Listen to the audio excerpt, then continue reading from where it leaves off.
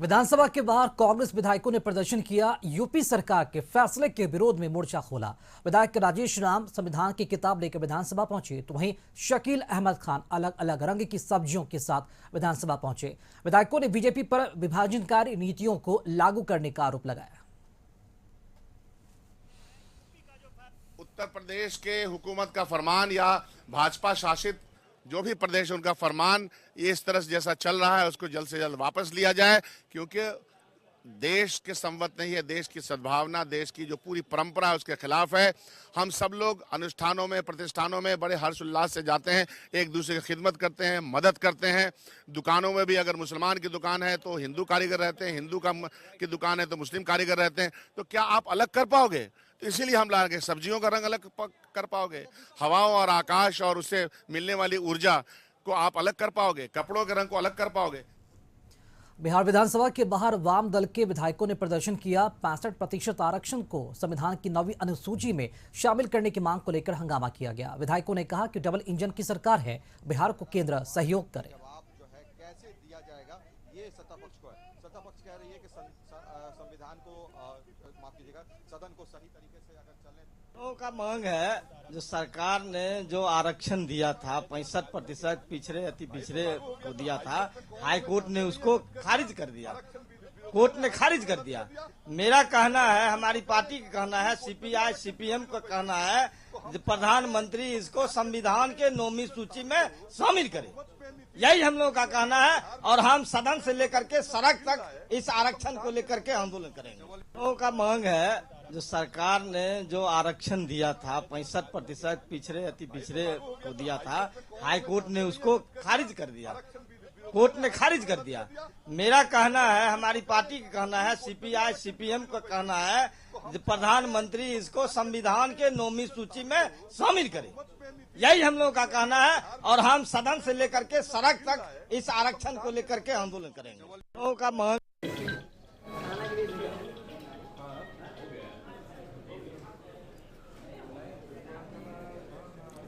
तो बिहार विधानसभा के central hall में एनडीए विधान मंडल दल की बैठक हुई है। बैठक की अध्यक्षता मुख्यमंत्री नीतीश कुमार की अध्यक्षता में हुई, जिसमें एनडीए के सभी विधायक मौजूद रहे। मुख्यमंत्री ने विधायकों को 2025 विधानसभा चुनाव में 225 सीटें जीतने का संकल्प दिलाया है। इसके साथ ही एनडीए विधायकों को आपस में कोऑर्डिनेशन बनाए रखने की भी सलाह दी है। एनडीए के कई विधायकों ने विकास कार्यों में अधिकारियों पर सहयोग नहीं करने का आरोप लगाया, जिस पर सीएम के तेवर काफी तल्ख दिखे।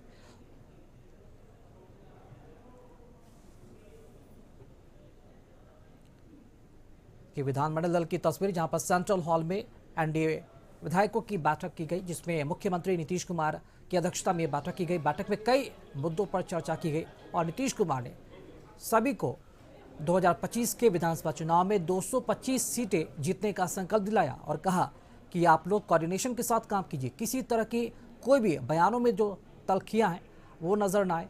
और इस दौरान कई विधायकों के जो शिकायत है वो भी देखने को मिला कि विकास कार्यों में जो अधिकारी है रोड़ा बनते हैं, जिसके बाद सीएम की काफ़ी तल्ख नजर आए। अधिकारियों को सख्त दिशा निर्देश देने की भी बात कही गई है।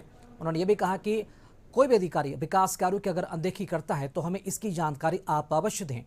केंद्र और राज्य के विकास कार्यों को जनता तक पहुंचाए जाने का टास्क भी दिया गया है तमाम विधायकों को। जो इलाके के जनप्रतिनिधि हैं, अपने माध्यम से, कार्यकर्ताओं के माध्यम से ज़मीन से जुड़े रहें और जो भी विकास कार्य किए जा रहे हैं बिहार के संदर्भ में और केंद्र सरकार जो कर रहा है बिहार के लिए, उन तमाम कामों को जनता तक पहुंचाए।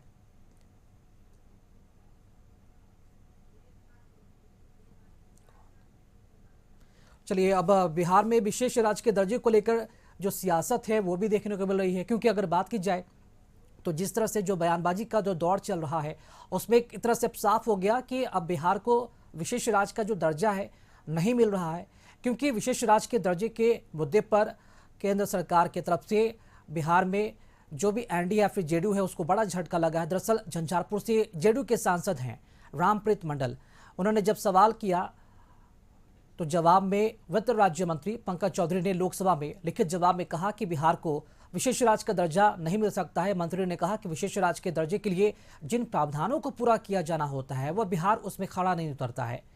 बता दें कि कई सालों से बिहार को विशेष राज्य का दर्जा देने की मांग उठती रही है और हाल ही में जेडीयू ने इस मुद्दे को एक बार फिर से जोरों शोर से उठाया, जिसके बाद अब बिहार में बयानबाजी का जो दौर है वो शुरू हो गया है। विपक्ष को एक बार फिर से बड़ा मौका मिल गया सत्ताधारी पार्टियों पर हमला करने का।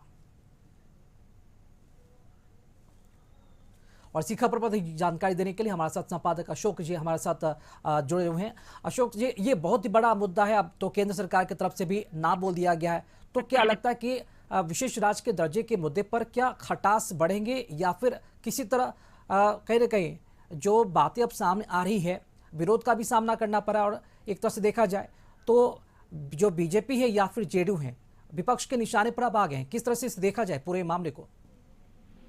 बिल्कुल, देखिए जिस तरह से आज संसद में केंद्रीय राज्य मंत्री ने जो बात कही है उससे बिहार की इस मांग को बड़ा झटका लगा है। लेकिन इसके बावजूद भी ये उम्मीद की जा रही है कि कहीं न कहीं बिहार में जो केंद्र की सरकार है उस सरकार में बिहार के एनडीए के जो पार्टनर हैं वो भी शामिल हैं, और वो शामिल हैं तो निश्चित रूप से कहीं न कहीं कोई बीच का रास्ता निकलेगा। क्योंकि जो पंकज चौधरी ने बात कही है उसके मुताबिक नीति आयोग ने जो फैसला लिया है उसमें जो शर्त लगाई गई है बिहार जैसे राज्यों को विशेष राज्य का दर्जा देने का या किसी भी राज्य को विशेष राज्य का दर्जा देने का, उसमें कई शर्तें ऐसे हैं जिसको पूरा बिहार नहीं कर पा रहा है। तो उस आधार पर पंकज चौधरी ने ये बात कही है। लेकिन सबसे बड़ी बात है कि क्या बिहार का जो आर्थिक पिछड़ापन है उससे निजात दिलाने के लिए क्या केंद्र सरकार कोई कदम उठाएगी। और यही वजह है कि आज जब संसद में केंद्रीय राज्य मंत्री का यह बयान आया है उसके बाद एनडीए घटक के सभी दलों ने इस पर प्रतिक्रिया व्यक्त की है और उन्होंने कहा है कि भले ही कुछ नियमों के पर अनुरूप बिहार कसौटी पर खरा नहीं उतर रहा, लेकिन आर्थिक रूप से जो बिहार की स्थिति है उसको लेकर के बिहार को विशेष राज्य नहीं तो विशेष पैकेज की जरूरत है। और यही वजह है कि चाहे उप मुख्यमंत्री सम्राट चौधरी हो, विजय सिन्हा हो या फिर संसदीय कार्य मंत्री विजय कुमार चौधरी हो, इन सब लोगों ने उम्मीद जताई है कि बिहार को उसका वाजिब हक मिलेगा। इसलिए अभी संबंधों में खटास की बात नहीं होगी और अभी ये कहा जा सकता है कि इसको लेकर के कहीं मतभिन्नता नहीं होगी। लेकिन इतना जरूर कह सकते हैं कि पंकज चौधरी के इस बयान से सियासत गर्मा गई है और आपने देखा कि राजद सुप्रीमो लालू प्रसाद यादव ने किस तरह से मुख्यमंत्री नीतीश कुमार की इस्तीफे की मांग कटा ली है।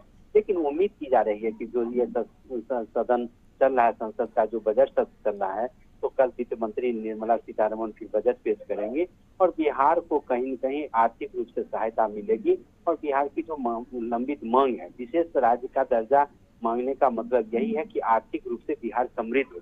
लेकिन अगर केंद्र सरकार विशेष राज्य का दर्जा न दे करके अगर बिहार को आर्थिक सहायता देती है, विशेष आर्थिक सहायता देती है, तो एनडीए के घटक दल इसे मानेंगे भी। और नीति आयोग में तो 3 मंत्री बिहार के हैं। ललन सिंह जो जदयू से आते हैं वो हैं, फिर जीतन राम मांझी हैं जो हम के संरक्षक हैं वो हैं, और चिराग पासवान लोक जनशक्ति पार्टी रामविलास के जो अध्यक्ष हैं। तो ऐसी परिस्थिति में आप ये कह सकते हैं कि नीति आयोग में भी इन नेताओं के द्वारा अपनी बात रखी जाएगी और भले ही बिहार को विशेष राज्य का दर्जा न मिले लेकिन विशेष पैकेज मिलने की पूरी संभावना है और ये उम्मीद एनडीए के नेताओं ने भी जताई है। जी अशोक जी, अगर बात बिहार के मुख्यमंत्री नीतीश कुमार की करते हैं तो लगातार देखते हैं कि कई चुनाव में हो गए, चाहे वो लोकसभा का चुनाव हो गया, विधानसभा का चुनाव हुआ, खुले मंच से लोगों को संबोधित करते हुए कहते हैं कि बिहार को विशेष राज्य का दर्जा मिलना चाहिए, उसका हक है। क्या लगता है कि आने वाले जो चुनाव है 2025 का विधानसभा चुनाव, जो विपक्ष इसे कितना बड़ा मुद्दा बनाएगा और मंच से नीतीश कुमार कैसे बिहार की जनता को समझाएंगे कि बिहार को अब विशेष राज्य का दर्जा नहीं मिलेगा? क्या नुकसान उठाना पड़ सकता है? तो आर्थिक रूप से कोई मजबूत सहायता मिल जाती है केंद्र सरकार के द्वारा तो नीतीश कुमार को समझाने में कहीं कोई कठिनाई नहीं होगी। दूसरी बात है कि बिहार में विधानसभा का चुनाव होने में अभी 1.5 साल की करीब देर है, तो उस बीच में कहीं न कहीं केंद्र सरकार भी चाहेगी कि बिहार की जनता को निराश न किया जाए और महागठबंधन एनडीए गठबंधन के जो घटक दल हैं उनको भी निराश नहीं किया जाएगा। और खास करके नीतीश कुमार को निराश करना किसी भी कीमत पर नरेंद्र मोदी नहीं चाहेंगे।